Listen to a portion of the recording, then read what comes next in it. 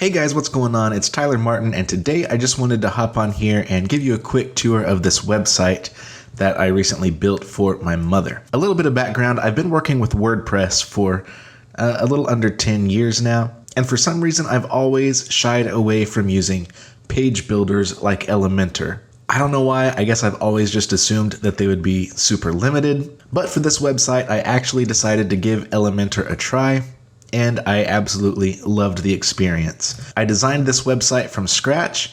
I made the design first in Adobe XD. When I brought it over here into Elementor Page Builder, I really didn't expect there to be that much fidelity in the design, but man, I was kind of blown away with how close this is to my original design. I'm surprised with how much control I had working with Elementor. And yeah, it was a really great experience. I will definitely be using Elementor again, or at least some kind of page builder. I've also been playing around with Webflow, but that's another video. So a little bit about this website. My mother recently graduated with her PhD in education, and she has been doing some public speaking. She's been doing some educational consulting, and she just needed a simple website to direct people to let people contact her. Kind of like a digital CV to put, her past presentations, her past publications, that kind of thing. So we kind of came up with this design, and on the outside it looks really simple because it's a simple minimalist design, but there is a little bit of complexity working in the background, and I'll talk a little bit about that as we go. First, we'll start here in the front end, and I'll kind of explain what we're looking at, and then we'll come over here into the dashboard and look at a couple of things as well. So first, our homepage, again, very simple, very minimalist. We only have one testimonial right now. This would be a carousel eventually. This is a brand new site. It's still kind of a work in progress. Let's see, we have our About page, which is another very simple page, just some about text. You can download her CV here in a PDF form. We have a video and this little frequently asked questions box. Again, nothing fancy, but when we come over here to presentations, this is where things start to get a little interesting. So she needed a way to display both her past presentations as well as her upcoming presentations to give people an idea of what she's working on currently. So I built this out a couple of different ways. First, again, using Elementor Pro, but alongside Elementor Pro, I use several other plugins to make this happen. I'll just show you all the plugins that we have running on this site, and it looks like we do need some updates. So let's go ahead and start updating these. But I've used advanced custom fields alongside custom post type UI. These two plugins kind of work together to provide some of the functionality that's working in the background here. We have several custom post types. We have presentations, publications, and teacher resources, and each of those have their own custom fields that kind of pull everything together. I also had to use code snippets, and I'll talk about why here in a second.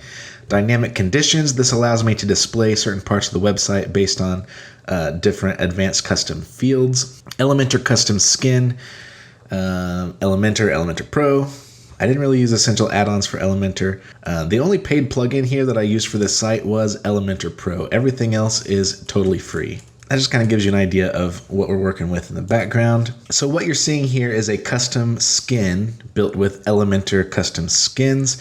This is just a way to set up different layouts of posts or post types.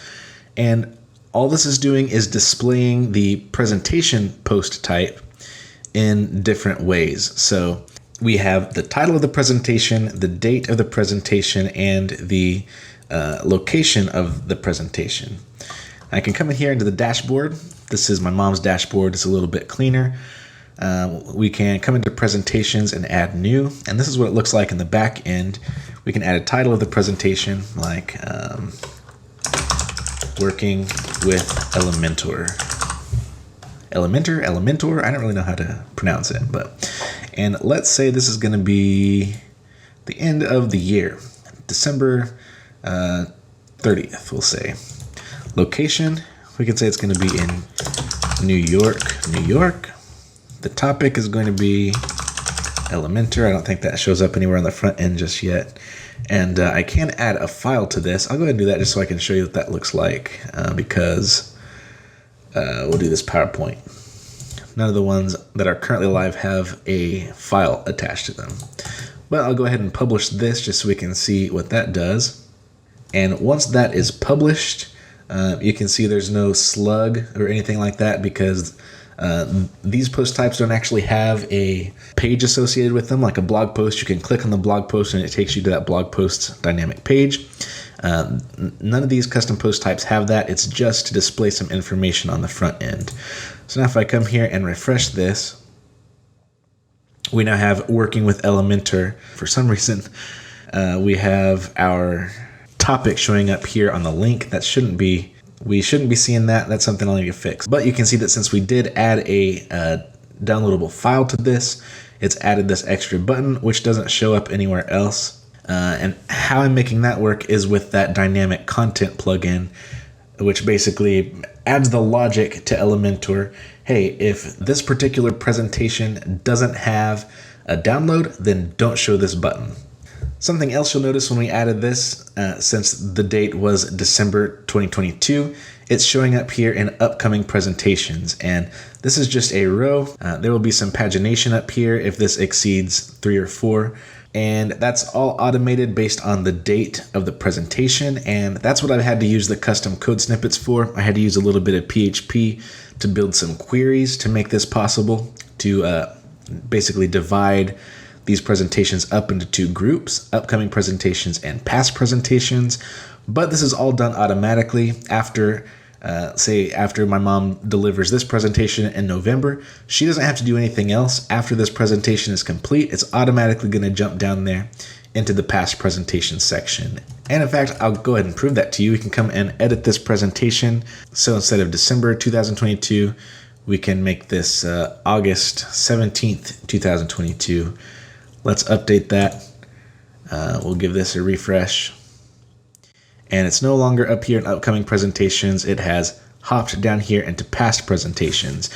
That was a little bit tricky to figure out, especially with the different sorting behaviors. Up here, what we need is the most upcoming presentation to be up front, whereas down here, the order needs to be reversed because we want the most recent presentation to be up front.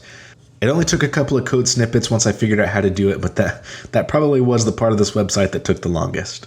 Next, we have publications, which is pretty much the same thing as the presentations. We have another custom post type here. This time, it's all about publications. So we have articles, we have books and chapters.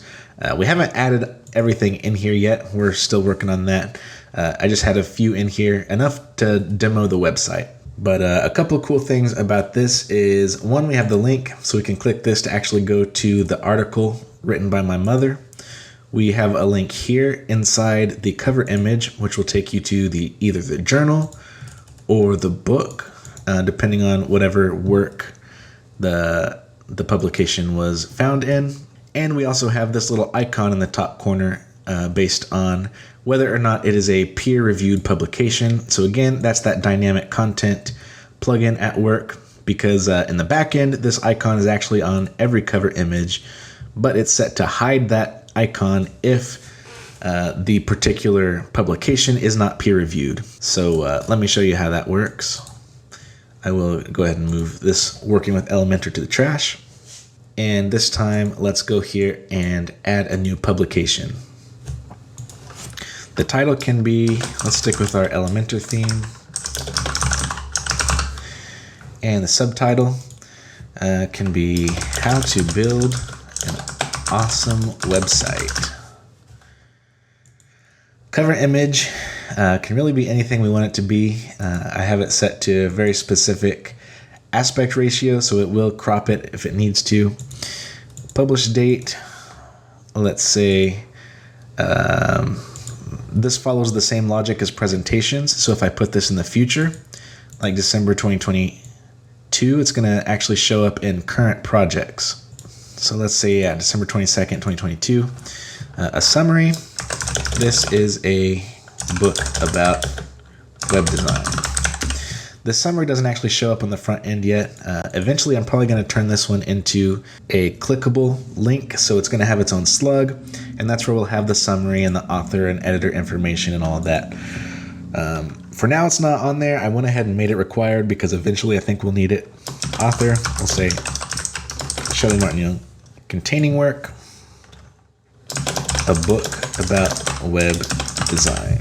Containing work link, we'll say WordPress.com. Shopping link, content link.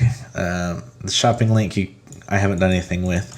Content link, we'll say martincollaborative.com. And the download link, let's add a download to this PDF. And YouTube video, that's not connected to the front end yet. And we'll say it is peer reviewed, so we can see that icon show up. So now let's refresh this. Right now it says no current projects found, but once we publish that, we now have working with Elementor, how to build an awesome website. It's found in a book about web design. So what happens if I click that? Cool, it takes me to WordPress.com. I wonder why that's not showing up in here.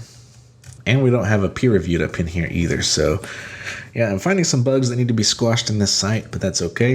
This is actually the first current project that we've had show up in this filter. So yeah, that one's gonna need just a little bit of work, but you kind of understand the general concept, right? Anyway, that's publications. It uses the same PHP that I used in the presentations to get the current projects and the past projects separated, but we have further separation down here in the past products as it's going to separate out our articles and our books and chapters.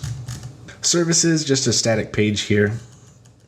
Again, nothing fancy. We have our testimonial slider again. Professional development, consultations, public speaking. We probably need to build this out a little bit more, but for now this is fine. And yeah, just a very simple contact page. Again, absolutely nothing fancy here at all. Like I said, eventually we are going to have posts and teacher resources on the site. Right now we're starting with just a minimal viable product, just enough to get her online, start collecting some email addresses, start getting her name out there a little bit. If you guys want to see some of the nuts and bolts of how I set this up in Elementor, let me know that down in the comments below. I'd love to take you through this and kind of walk you through Elementor custom skins, how I set this up, and some of the logic I used to separate out these two sections. Other than that, thank you guys for checking out this video. I'll leave a link to the website down below if you want to check it out and give me some feedback.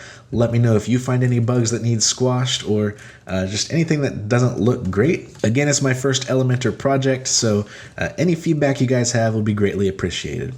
Thank you guys for checking out this video, and I'll catch you in the next one.